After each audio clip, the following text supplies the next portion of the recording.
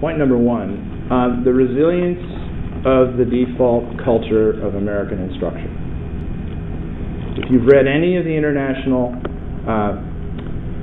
studies of student performance and teaching practice in the U.S., you see that there are certain robust patterns of instructional practice that are unique to the U.S., that are highly destructive to higher level student learning, and that are deeply, deeply, deeply rooted in the structure of the institutions and in people's beliefs about the nature of teaching.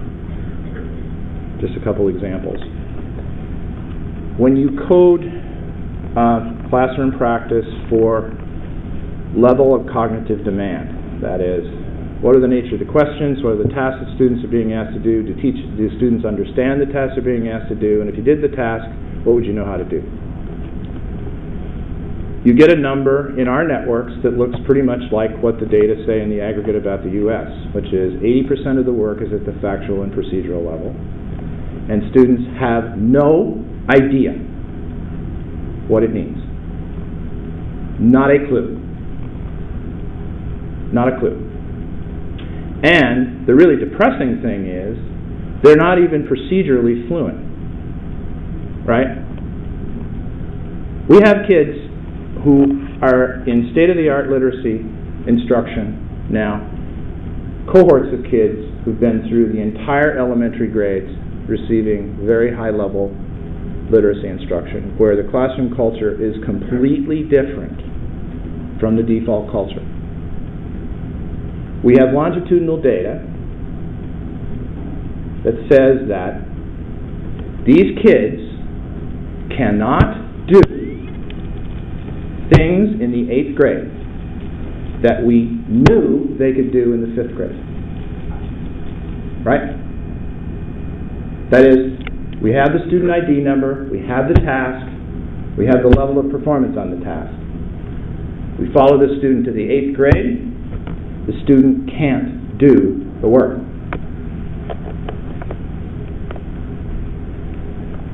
That's called the subtractive value of schooling. Right? Those institutions are sucking knowledge out of kids at a phenomenal rate. Just literally by main force, just like a vacuum cleaner, just sucking it right out. So, if you let up any second, just for one moment in the grade structure, particularly in the middle grades, it's all out the window. It's like kids were never introduced to it. You have to reteach it all over again. This was pretty shocking. Point number two, if I were to show you the transcripts of descriptions of instructional practice in nominally high-performing schools and nominally low-performing schools, you would not know the difference.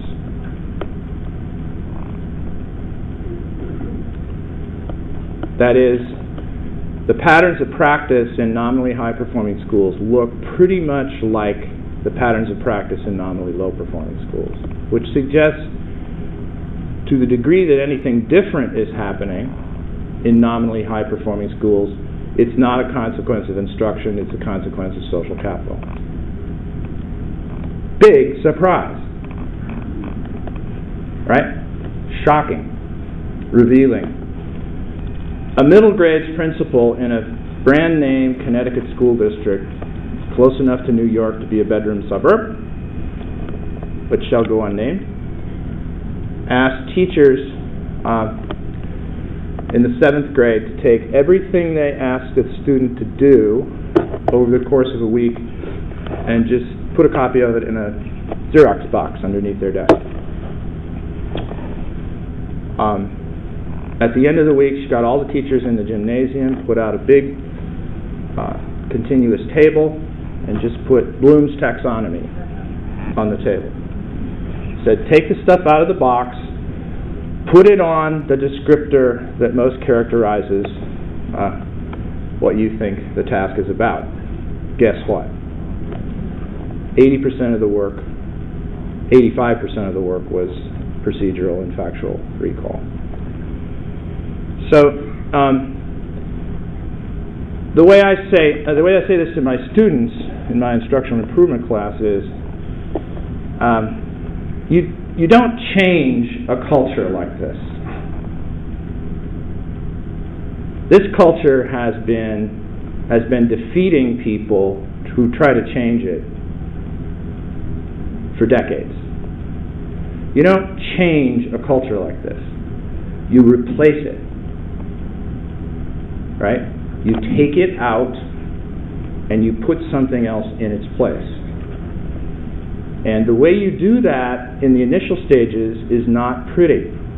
It involves requiring people to do things that they think are impossible to do. That's not the end state. The end state is you build up the capacity and culture to the point where those people are the ones who are making the decisions about what the next level of work is. But if you ask people to do high-level work in classrooms in the current culture, they will do low-level work and call it high-level work. The predominant pattern of our observation is teachers teaching high-level content with low-level pedagogy.